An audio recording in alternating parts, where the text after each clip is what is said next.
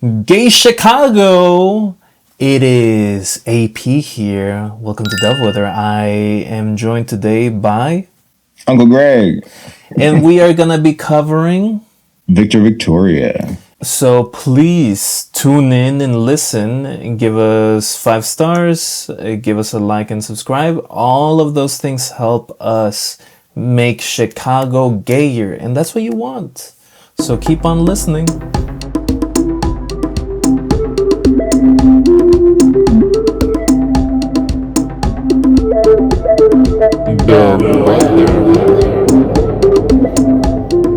I did it with I had a skull hat, right? And then I put a wig on half of it, and then I had a half a skirt. It was a whole situation. Anyways, my mom was like, "Oh, you look like Victoria," and I was like, "Who is that?" And then she busted out and she recommended this movie, and that was such a just gay, queer ass awakening for me. And the thing is, I don't know if she knew all the nuances of it, but she saw this image of me being half girl, which is an indication of something.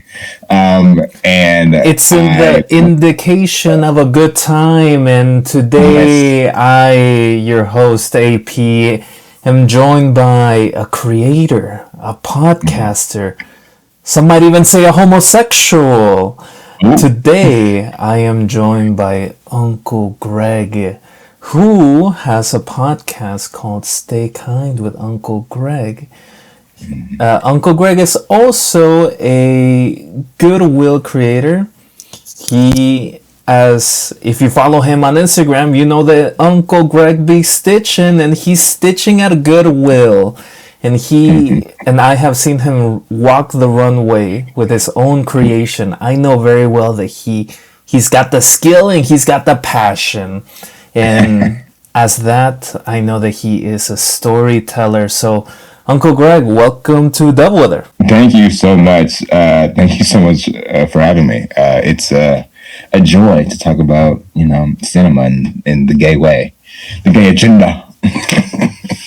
We're part of the gay mafia, and we are talking the gay agenda today. We are talking about Victoria, which is a movie that came out in the 1980s. It was directed by Blake Edwards, and who is married to the lead of this, Julie Andrews, the famous, the imitable, the powerful Julie Andrews. And so, just to kind of get started here, what's your history with this movie? My history with this movie, it starts with me dressing as a half boy, half girl for Halloween in the 6th or 7th grade, and my mom looking at me and being like, "Yo, you look like Victoria," and I'm like, "I don't know who that is," and she said, "You should go to the library," and I did. I watched it and had the queerest, gayest, dopest awakening of oh shoot, this is what life can be. The world they created in this movie, with the numbers and just how everybody was just so, what's the word I'm looking for? Everyone was exactly who they wanted to be, while also trying to be something else, right? Where it starts off with Julie Andrews, just being not having no money, and then it ends with her being a success and doing all these things, and it's I love that arc while also having so many queer undertones and just right in your face moments. It was just I loved the movie, and I was so surprised my mom recommended it, because I come from a very Christian background, but mom has also loved art for so long. But I honestly just did not think that she remembered the nuances of the movie. I think she just saw me and said, "Yo, Victoria, right? Yes." And I had a whole queer lesson watching this movie. It was, I truly, this it sits in a very special place in my heart.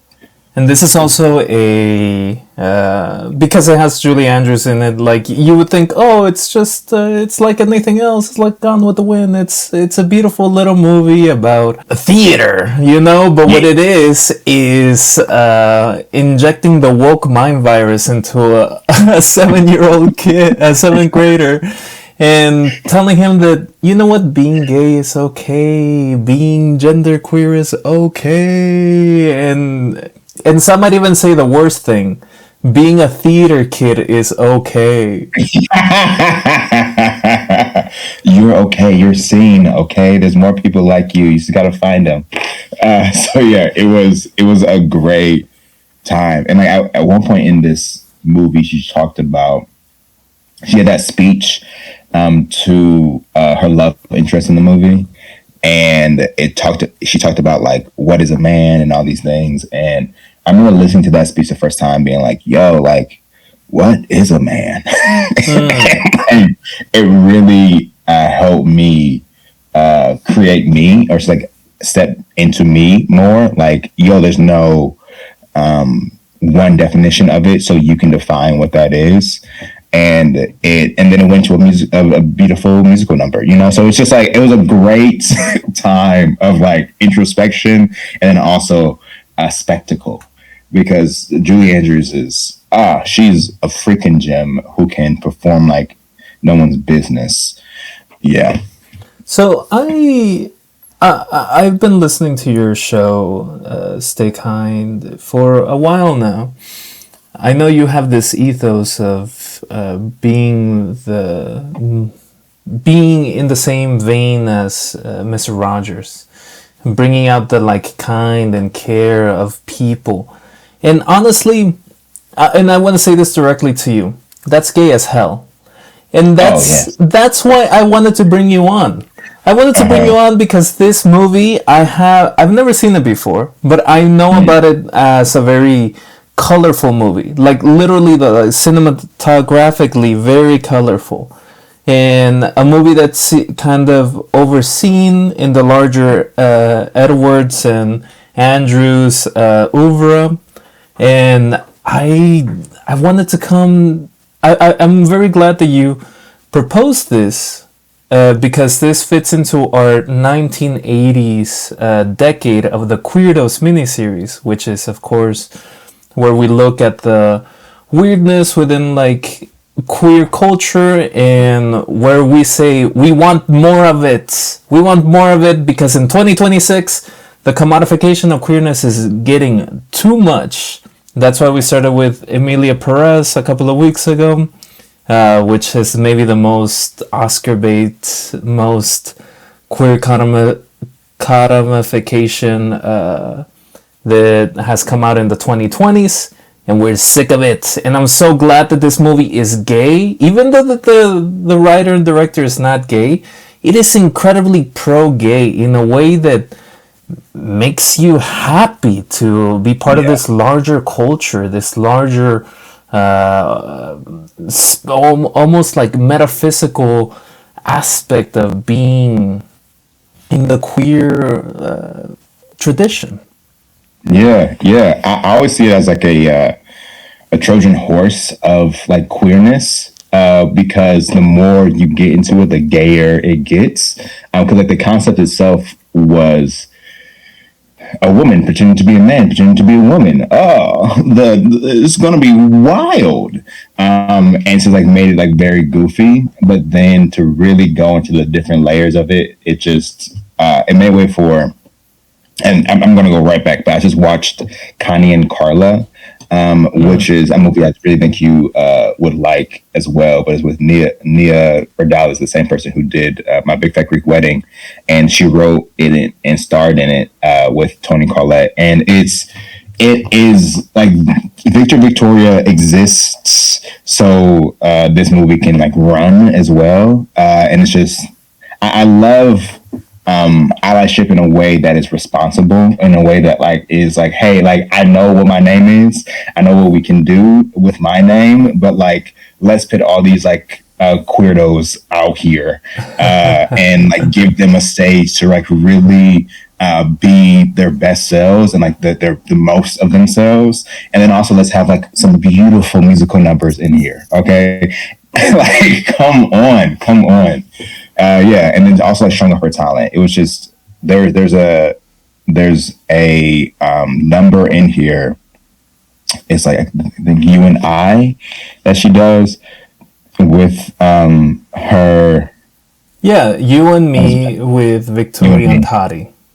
Yeah, Victoria and Toddy. Yes, that's what it was.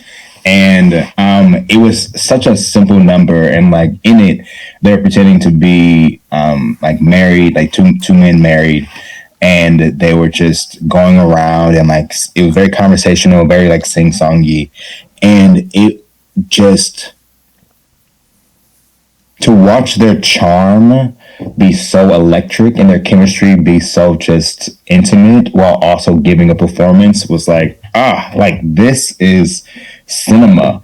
And knowing that it was shot in like the 80s, but like in the it was during like I think 1914. I think that's when it started, or 1930. I'm so sorry for that. I'm horrible at dates, but this is set in Paris in 1934. 34. There we go. And of course, it's not the most woke time, but some might say there's a reason why this movie is very gay in the sense that like it's dealing with gay culture, but it's very gay because just queerness in total is just accepted. You talk about the piece You and Me, but Gay Paris, which is the first song in the whole movie, is shot in this theater, this dinner theater. And as you see the crowd, you can see all kinds of queer people that are, of course, sure, they look a little homosexual, but like there's people that are clearly gender queers in the crowd, and no one makes any note of it. No one makes any like notion added even. It's just kind of like the background, and the background is so gay in Paris that you can be any gender expression, any sexuality, and you're in the right spot for it. Yeah, and I loved how they shot it too, right? Because they didn't talk about it of like when they were just like paying to the crowd, but then the whole movie was about gender and about just like how you like wear it and express it, and then also how much care you put into it. Because the one part that I was like, this is for the straights, so they can have this movie a little bit more palatable, was when Julie Andrews' love interest was like, he was falling for the drag queen version of Julie Andrews, and he was so convinced that she was a woman, and he was so just upset about it that he snuck into her bathroom to see if she was a woman or not, and then ultimately like saw her naked, and then later on he was like more like cool with like kissing and doing the whole thing, but then had that then changed into him dancing with Julie Andrews in drag as a man dancing with other men. And then that was like his mark of like, oh, this is too much actually. Like it's like his understanding of her and their relationship changed once he saw her naked. But then when he was out in the world with her in drag, like as a man dancing with other men, that was too much, because now the world sees him as a gay man. And so like I've seen it as a Trojan horse of like following that story of, oh yeah, of course he did it, and now he'll kiss her, and because he's kissing a woman, look at him kissing a woman, and that's fine. But then like if the world then perceives you like as gay and kissing a man, that within itself is too much, even though the reality for you and in the world that you wanted to live in was a more heteronormative one, but you wanted to make sure that other people knew that the world that you were living in was heteronormative. And it was like, yeah, see, so who are you playing? Are you actually like heterosexual person, or are you a person who really like a heterosexual person who really wants people to know that you are heterosexual? It's like, yo, like, do you want to be happy, or do you want to be accepted by society and its standards? And it's just like how they played with that conversation was just it was lovely. It's great because great because like King Marchand, who is the love interest of Victoria, this movie really says, hey, everyone's a little gay, you just gotta find the right guy. And I'm like, exactly. Okay, this gangster from Chicago coming into gay parade, and of course he's in the gayest industry, like the musical theater. He's like, he sees this performer, Victoria, as Victor, that he's just like, oh, she can sing. I mean, he can sing, he can dance, he can do everything. He's a triple threat. Yeah. And then like the Prestige, where Victoria takes off her wig to reveal that, oh, she is playing this dude. This 3-layer gender queerness is happening here. And this kind of like bubbles something inside King Marchand, and he's like, okay, well, turns out I like a slim man with a gelled hair, and that's honestly very nice. It's very nice. It is exactly the type of queerdo shit that is not happening in 2020. It's not like people are just scared to have that conversation, or like I don't do it in like this grand way. Please, no. When I was rewatching this, I was like, who would I recast today in this Julie Andrews role? I think Ariana Grande would eat this shit up. I really think Ariana Grande would like crush this role because she has a comedy chops. She'll give me a big old number, and I want to see her as a twinky little guy. Like I want to see it. Hey, you and me both. I think we're so good just to like have that conversation, because it's just it's. I think when people talk about like the gender aspect of this movie, and like it can get super deep. It also is a spectacle. Like. The numbers themselves, Julie Andrews, her talent is unmatched. Like in the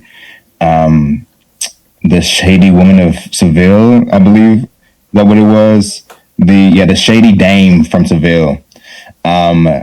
She like comes down with her fan, but then at one point she does this thing where it's like, and then like goes all the way up, like just goes like her full range. Because like as a performer, it was like, oh, so dope. But then also within that, it's like, yo, yeah, like what's in her voice? So yeah, Julie Andrews. I guess rushing about this movie. Andrews also looks so beautiful as both Victor and Victoria. Yes. Like she is playing already like a mature woman here. And she just looks wonderful throughout it. So like I appreciate the Ariana Grande like concept, but I think Ariana Grande is still too young to be able to play this character. 1,000%. Yes. And I'm thinking about this as when so Ariana Grande, I went to a whole like Wicked tunnel because she did Wicked, loved Wicked, and then they offered her Hercules, and she's like, no, I'm not trying to be like the musical theater person. So she's not trying to be any musical theater person. In my head, I'm just putting this out into the world because I want it to happen. In my head, when Ariana Grande is like 44, 45, and she's like, I want to get back into musical theater stuff. What is the role for me? And I think it's Victor Victoria, because she can make it happen. She'll give me character. She'll give me performance. It'll be great. But then getting back to like the costumes, I loved how theatrical it was. And I loved how it was shot too. Where like when they showed how poor she was in the beginning, she had her glove on and her pointer finger, just the top of it was worn away, and it just like showed the top of her finger. I said, "Oh, look at me! I'm so poor because you can see the top of my pointer finger." I'm like, yeah, yes. Give me like theater. Give me stage. Poor poverty. Like, I love it, and I loved how they shot because they did it with a on film. So like with film cameras, they're just very heavy. So a lot of times people try to figure out how much stuff they can like set up in a shot, so they don't have to keep moving the camera a bunch, right? So you then will have these movie shots where people are moving down one track, right, like outside of a train, and then you would have somebody go up into the train, and then the camera would then move back, and then one person is in the train walking and you can't hear them talking. The other person at the outside of the train also walking, but you can hear them talking. And then it was just like, oh, this is so cool because it's one long shot, but you're trying to cut it up in as many ways as you can, so people can still find it interesting, but you're doing it on a like dolly or whatever you have. It was just like a track. And it was just like, I loved how much artistry was put into like every single bit of it, while also being informative in a way that wasn't preachy. Yeah, it's just there is a level of like mastery that like Blake Edwards is bringing in. Like Blake Edwards, by this time in the 80s, he had already been working for a very long time. He would have already done Breakfast at Tiffany's. He would have already done the Pink Panther movies that he did. He would have done like a lot. And so like he is bringing knowledge that like only a career can provide. Yeah. And only like continuous work can provide. And so those dolly shots, and also the beginning, the way that like it shows Paris as this snow blanketed city, and lands directly at Toddy and his boy toy arguing. Like immediately it feels warm, even though it's cold. It feels cozy. It feels like it's someone controlling the camera that understands what's going on and how to capture you immediately. And as soon as I saw that opening shot and some other shots as well, I was like, oh, the filmmakers in the 2020s, they're not sending their best. Keep up. Okay, I need you to keep up. Okay, because people were doing the freaking work like all around. Where like they had like a couple mirror shots in this that I loved, because it's like they were speaking of like the opening shot. One of the opening shots was like Toddy with his boy toy, and then the boy toy gets up, puts on his clothes, and like is kind of rude and like leaves. But they're having this conversation, and to have that conversation and still have it be one shot, they were utilizing mirrors at one point where like he opened where he kept his clothes and opened it up, and there's like a mirror, and like I saw that the mirror kind of stopped at one point where I'm like, oh, of course they set that up before, because now directly I can see the other character in the bed. Yeah. And it's like, chef's kiss. Like, because it also has speed, right? Like it's very hard to set up these long shots, because that means that you do a bunch of rehearsal to make it happen, to then have the speed of the full movie.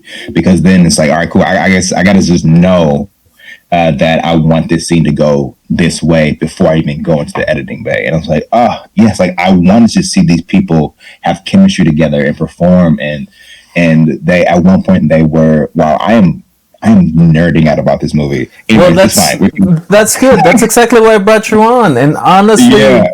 there's I'm gonna just talk a little bit about Emilia Perez here, where is to say that Jackie Sarden and the creative team, you know, I want them to be paid. I want them to have healthcare. I want them to have like time off. I want them to have all of that, right?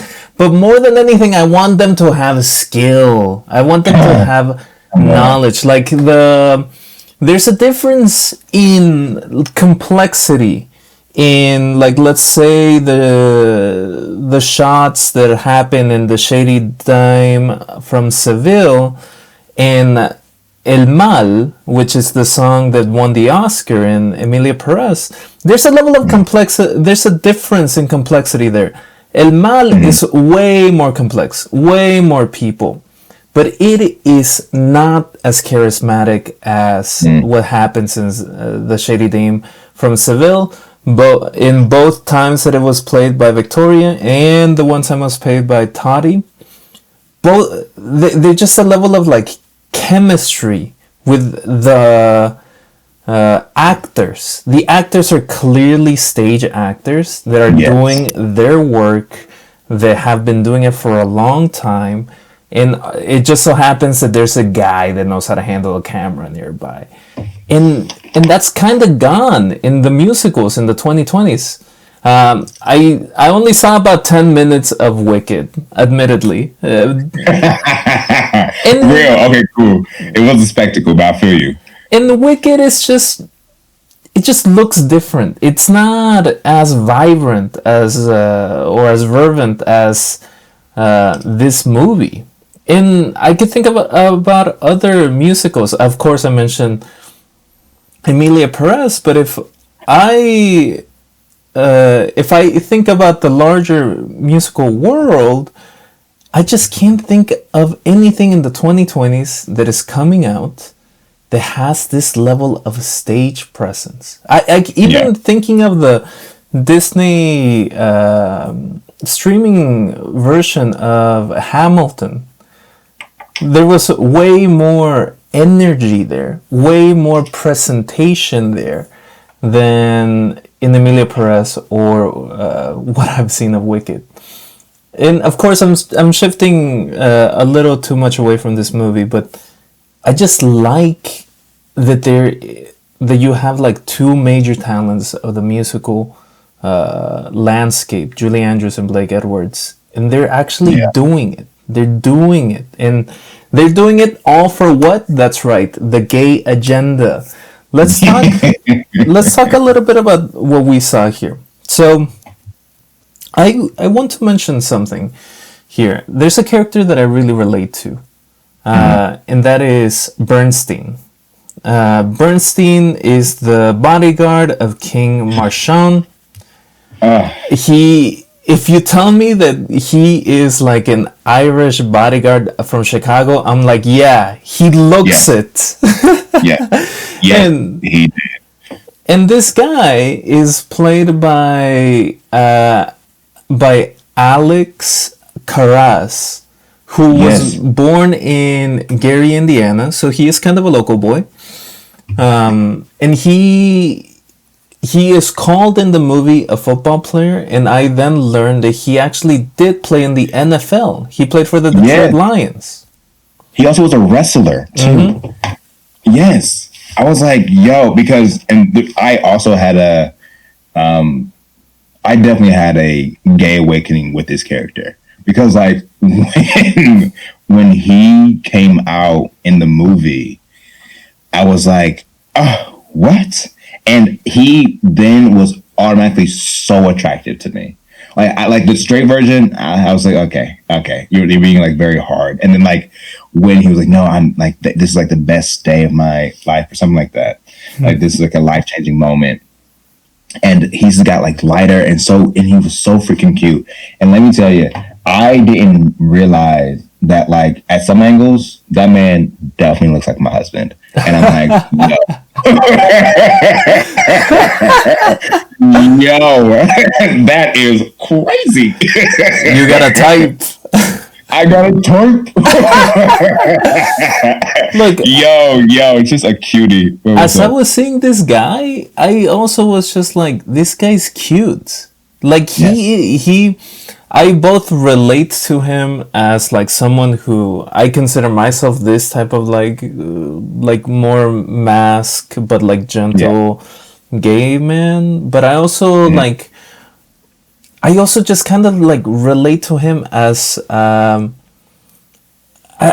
just kind of like a guy who lived in the closet for a little longer than maybe he should have, as I did, and I think he's cute. I think he's pretty, and I think the moment that he's allow himself to be gay, he softens up in both. Yeah. In him as an actor, he plays this quiet, more burly man that is guarding King Marchand, and once he comes out as gay, he's wearing softer clothing. He's wearing scarves. He's actively. He turned into a Mary immediately, and I love this man for it.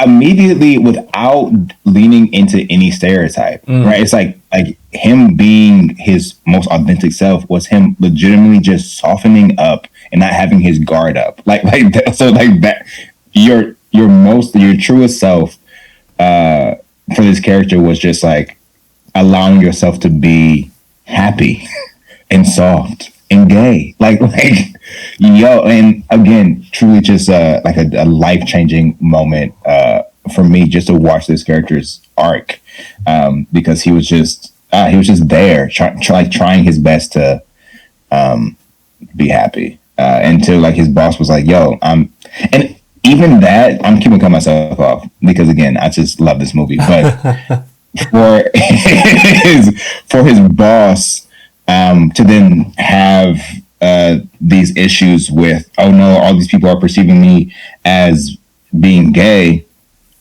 Oh no, I hate this, like dancing around other men with Julie Andrews. But then to have this person that you care about to some degree be like, no, you actually changed my life. So it's like, oh yo, so you living your truest self is not about everybody, but it is about this one person. This one person who sees you and says, actually, I can now be my truest self. Like that within itself is beautiful, right? So I'm just like, okay. Like that's the amount of conversation that we're having with this movie, while also having so many hijinks happening throughout, was like, because the character that we have not talked about that I truly love so much was played by Leslie Ann Warren, the Norma Cassidy character, which is like her voice was goofy as hell, and she was just like funny, and she was just there to be like comedic relief and like kind of like off and like a little homophobic, but then they kept on like going back and forth in a way that was like genuine, but also just authentic.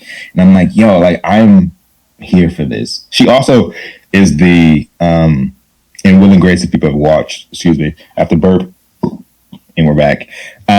If you watched, she was the mistress of Will's dad's character in Will and Grace, and she plays like not the same character, but like she knows how to do a goofy voice and like be flighty, and it's just nice to see people who were stage actors like go on film and crush it.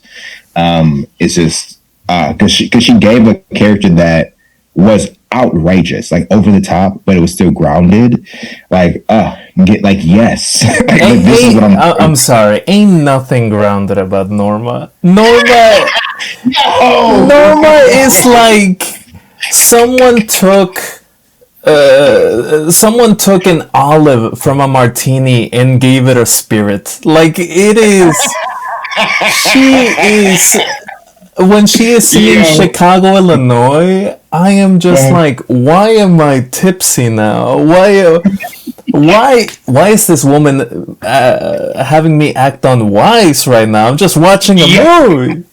Yo, yes, because she did sing that whole Chicago, Illinois song, and like even her singing that was like so unhinged, but also like she was doing the choreography. So I'm like, I love it. I love it because like she was exactly and unapologetically Norma.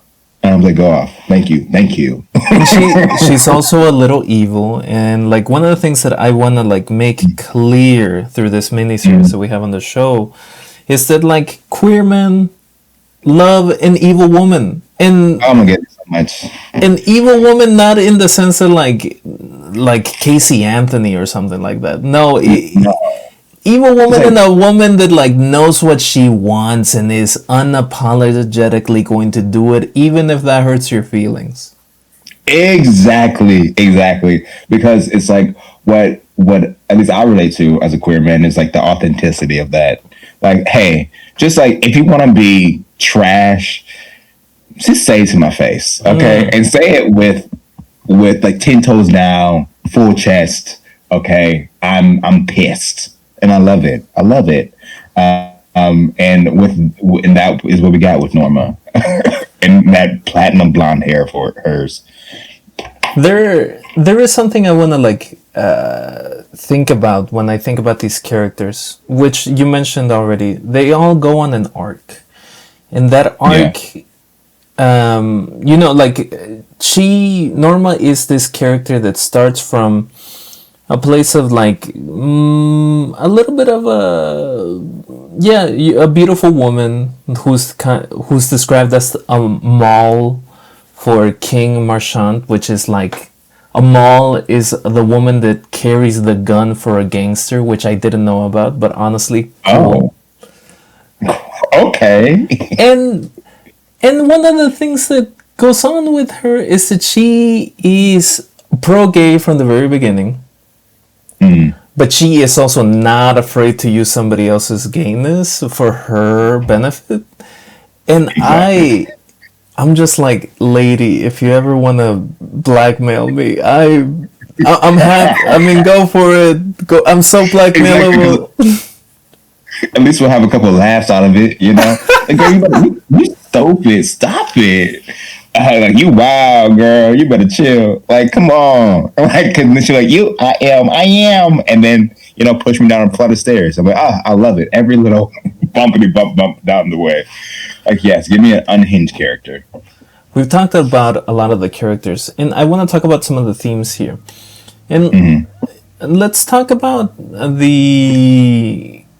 Let's talk about some of the of Toddy and how Toddy exists in this. Toddy is kind of this old, proud queer who does the thing that like longtime listeners would know about Tia Encarna from Las Malas, a book that we covered a long time ago.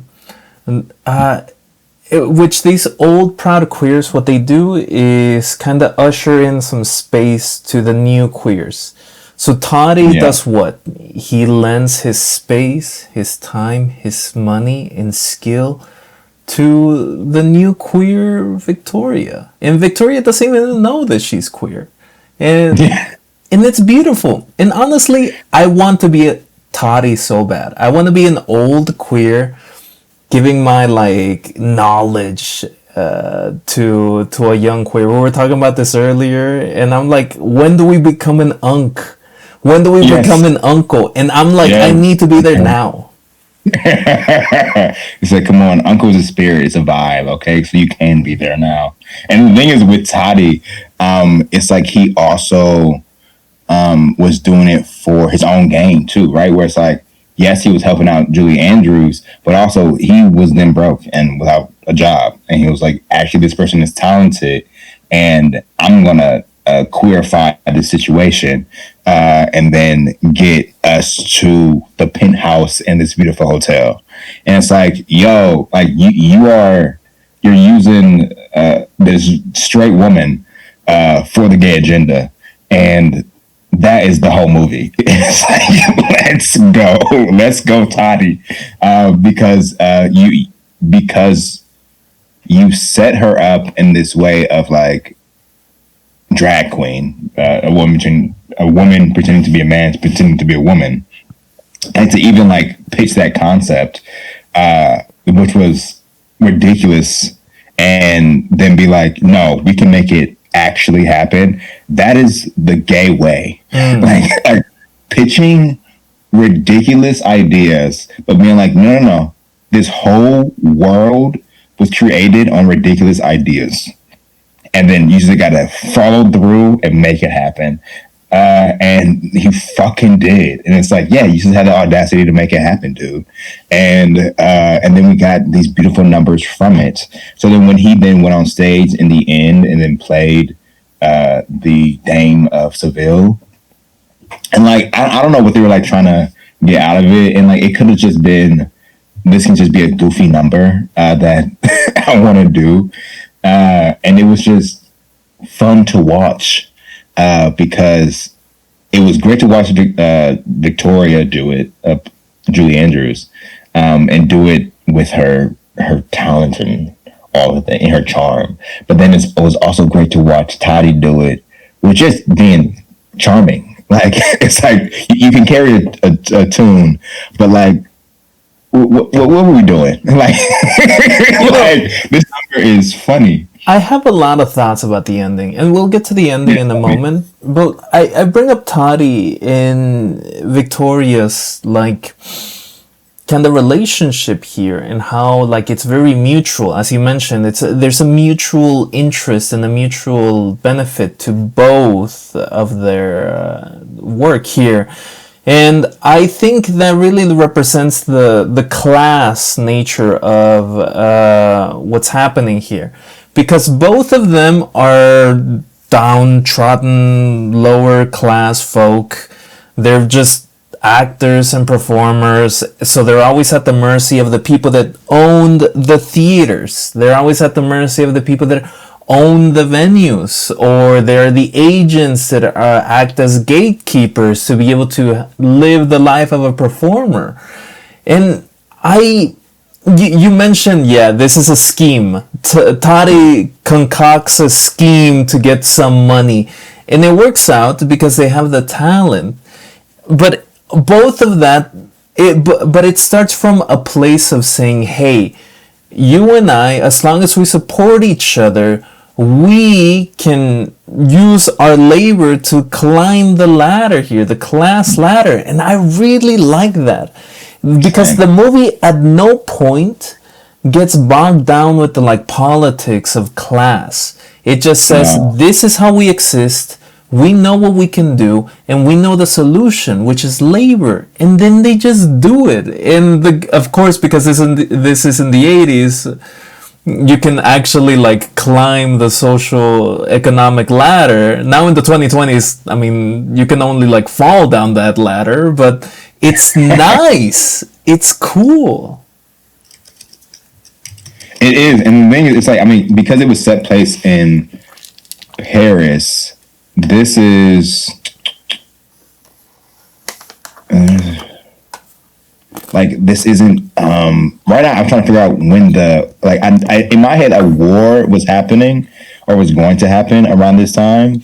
Yeah, so I mean, it would have been in between the interwar period of World War I and World War II. Yes, exactly. So everybody was broke, and everybody was like trying to figure out what the next move was. And there's also a lot of rations happening of like, yo, we're not gonna like import or export wool right now. So like everybody was trying to figure out what their next step was. So to pair that with folks just kind of like being like, whatever, I'm a do what works for me because no one else is actually looking out for me. And I'm like, yeah, because like what is class right now? Somebody who was running this whole town is now broke on the street, and like I saw their fall in 2 years, right? Because that's what happens with war. And like, how can we care that much about class when legitimately we were all just trying to survive? So it's like, yeah. So let me let me put on this costume real quick. Let me hop on this stage and give you a little 1-2 step. And this is, I'm very happy to like look at this movie from the 1980s, reminisce about the time of the 1930s, which this movie was inspired by an original German film called Victor and Victoria, which came out in 1933, which would have been which was very similar. These actors working to like kind of perform as a woman, performing as a man, performing as a woman, convoluted nature of it, and I like that kind of reminiscing of it because we are very close to being about 50 years away from when this movie was released. In just a handful of years, we will be reminiscing about the 80s the same way that they were reminiscing about the 30s. And I almost see this like level of optimism in the 80s about like queer like the development of acceptance in queerness. I see some optimism there. I also see some optimism in just like being able to like the arts, and I think come next decade I just don't think that's gonna be there, and that's a little scary to think about, but that's why we do this dialectical work of being able to look at the past and look at the present and see the difference here. And we talked about who would be cast to play Victor, and you said Ariana Grande, which I'll support you.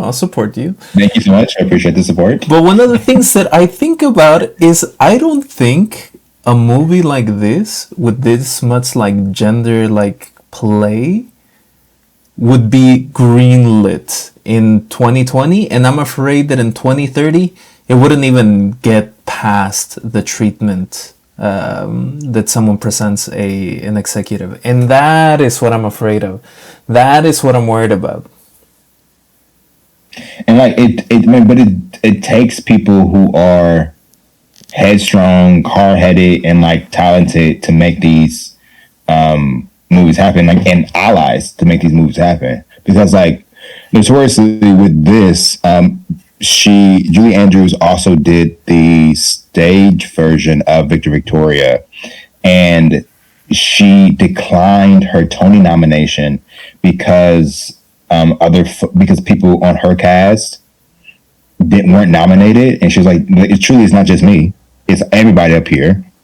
So stop playing in my face, and I don't want to be nominated for this Tony." And she didn't get a Tony, and it was like, "Yo, like." Bet like 10 toes deep like that's what we need, like someone who is that strong to make happen and exist in our zeitgeist,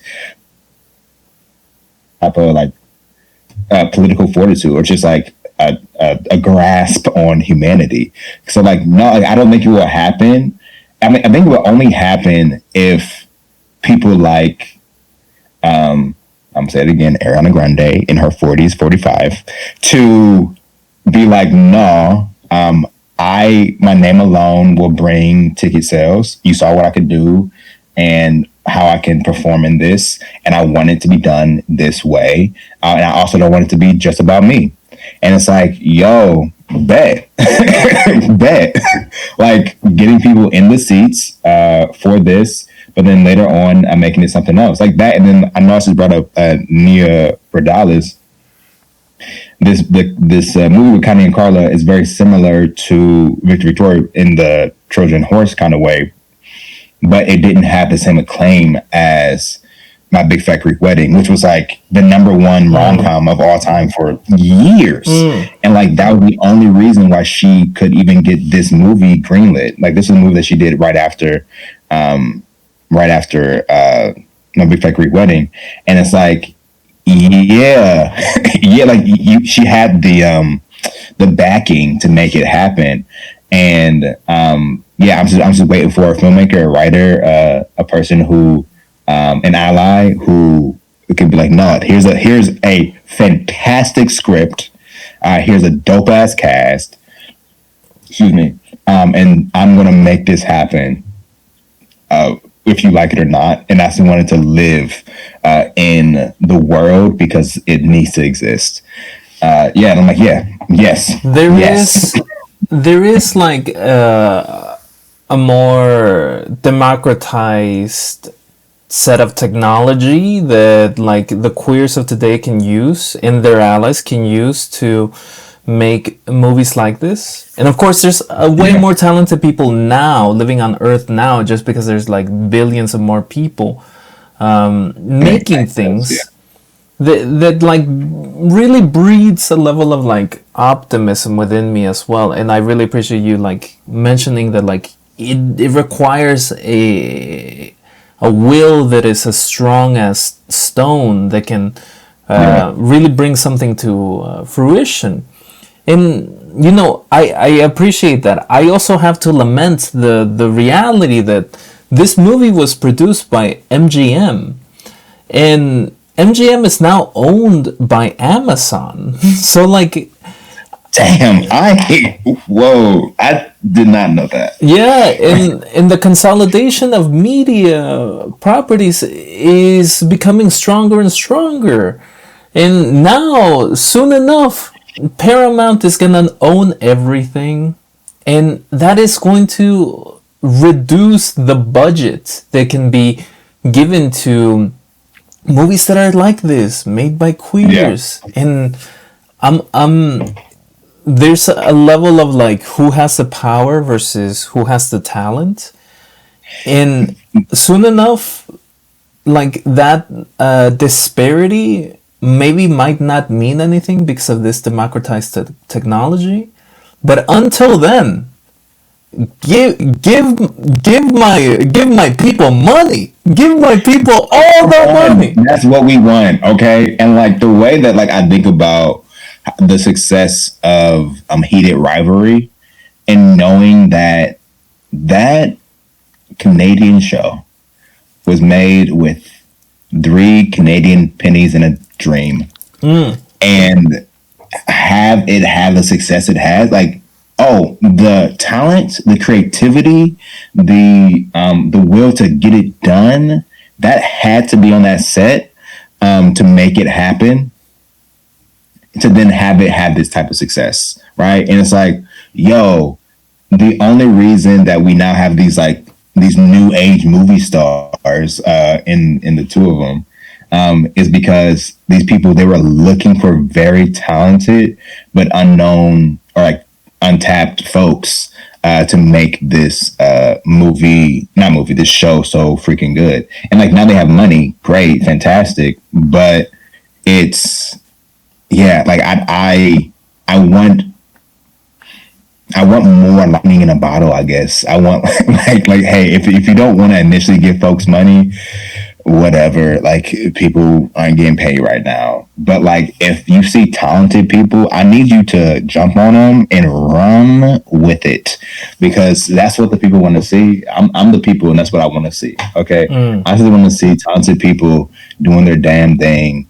And then also having a social dialogue with like Heated Rivalry got like a Peabody. Like what do you mean?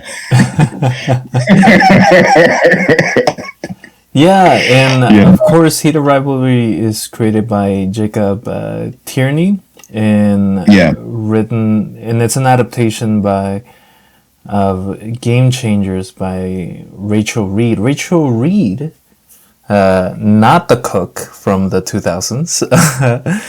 Rachel Reed wrote that and published that because there's just an easier way to put your own work out into the world. Yeah. And Jacob Tierney, who is the producer here, the creator here, he just came out of doing an incredible decade-long piece of work, Canadian work, called Letterkenny.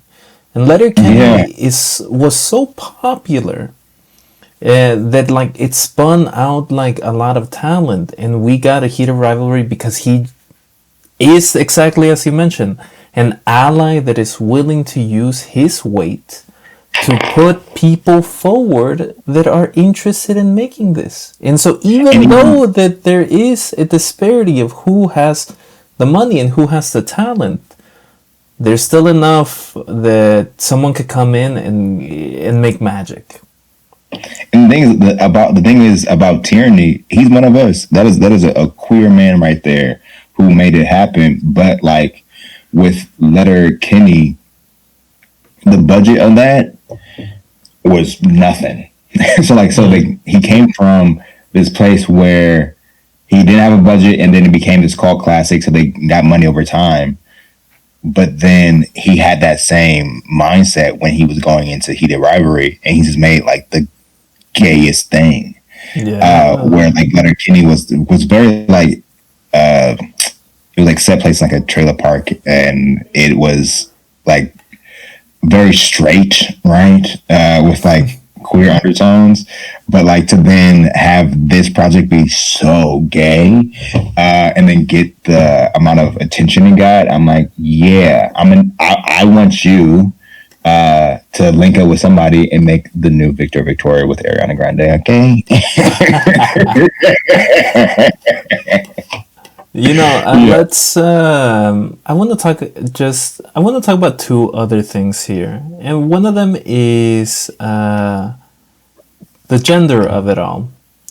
And I just really like that Victoria likes to dress as Victor, and there might be Victoria might not have the language to describe what she's feeling. And I'm not gonna sit here and say that like Victoria is trans, but what she is seeing, like you could even say it might just be like first wave feminism stuff, where she gets to enjoy the privileges of a man just by dressing up as a man.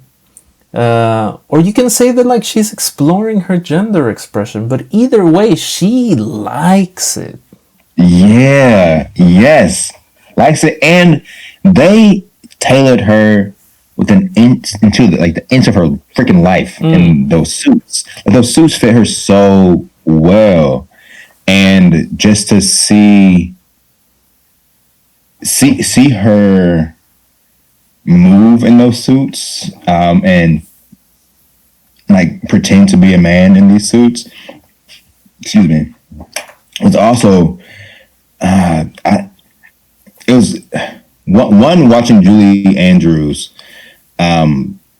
act in a way that like was really showing her full range of like her vocal range, but then also her acting chops of like your mannerisms are fantastic right now, of like not really moving your arms but keeping your shoulders in place. Like there was still she was still remaining a little stagnant while she was pretending to be a man.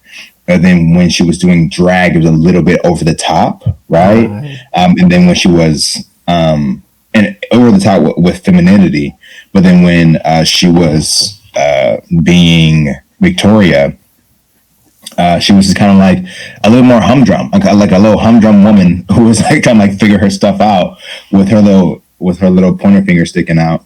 And it was like, oh, so cool to watch, while also hearing this character talk about how it was dope to be a man and like to dress as a man and to like assume that role, was like, oh yeah, like there is a privilege to being a man, but then also there has to be a freedom during this time too. So like, are you more linked to the like being a man in this? Are you more linked to like being free in this? And it's like that's ultimately what these characters wanted. A lot of these characters at least wanted, was just to be free to be exactly who they wanted to be. And then having her like mix, like go back and forth between Victor Victoria, which is like, oh yeah, like you can be Victor and you can be Victoria, like, and that's okay. And I would almost say that there's like the Victoria that lied her way into an audition is the same as Victor, Yeah. pretty much through the whole thing, because Yeah. Victor acts as this more confident, more Yes. standoffish character that is also tries to be as humorous as Victoria, but Victoria just like wipes him. And I I sit as I saw this movie, all I could think of is something has happened in the last 15 years that has made the kind of like one gender dressing up as another gender less palatable. And I don't like that because of one reason only. Sometimes dressing up as the other as another gender is just funny. It's just like a fun time. And Yeah. and because we live the Queerdos miniseries is all about how like this has changed. And I remember being able to wear a dress, for example, as like Spirit Week in school. And yeah, maybe it might be a little bit odd, a little bit weird, but you know what it wasn't? A crime.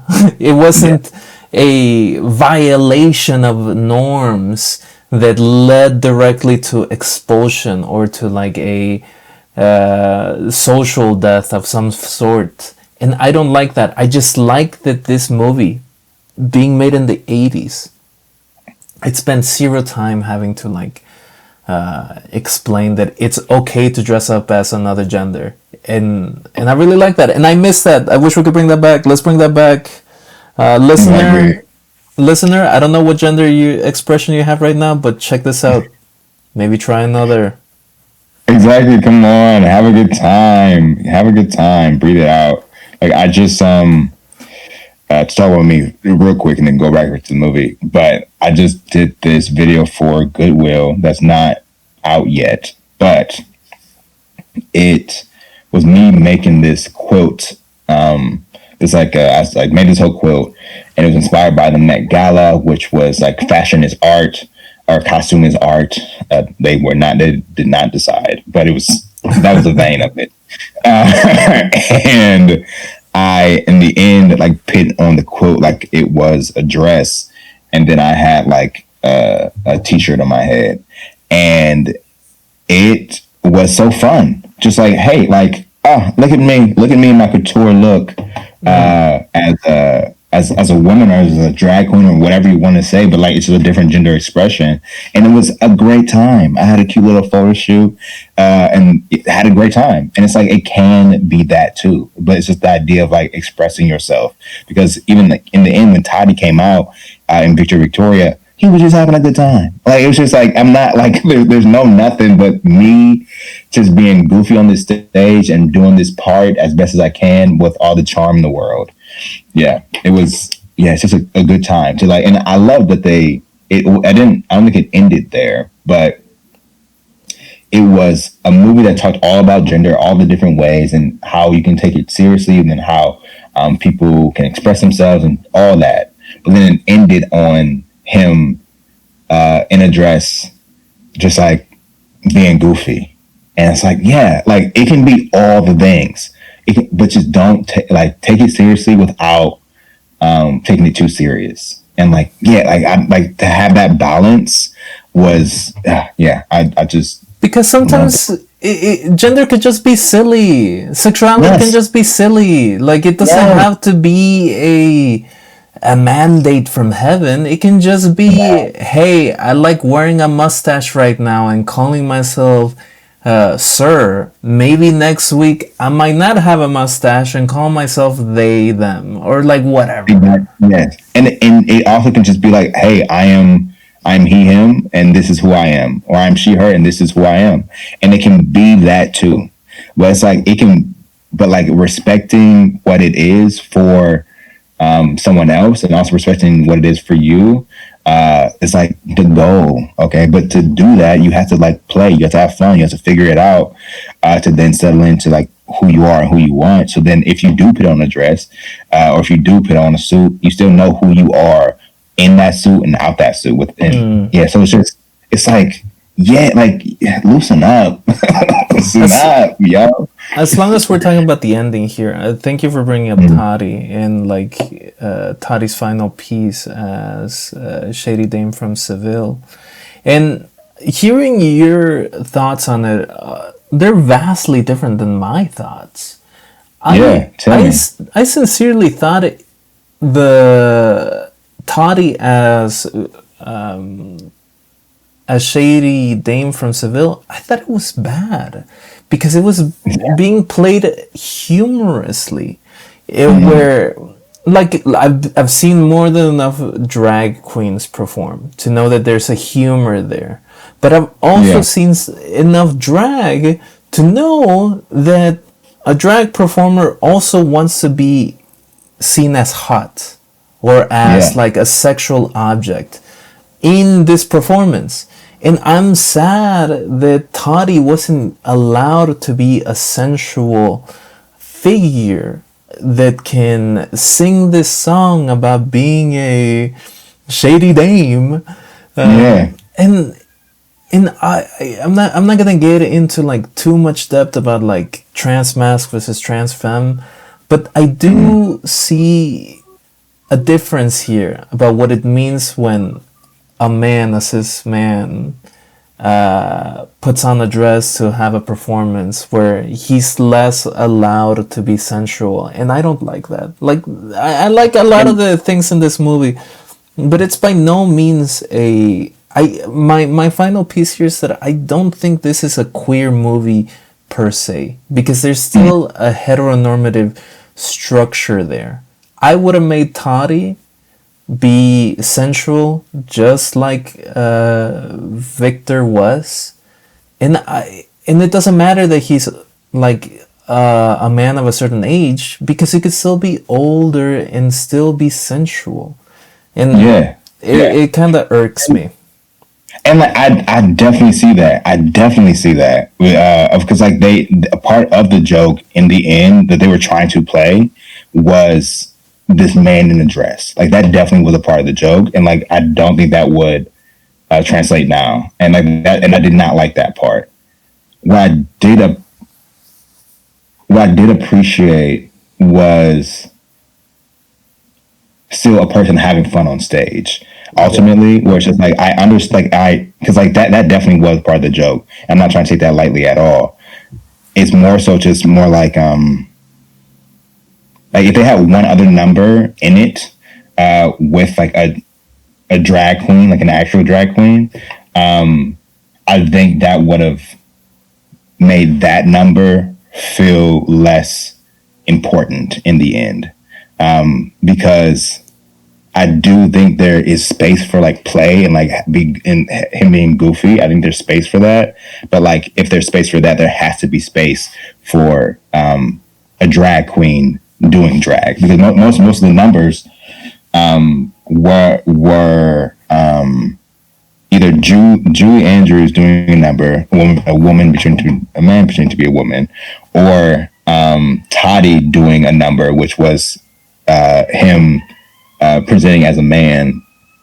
And then there's also old girl Norma doing her Chicago number. So it's like all of that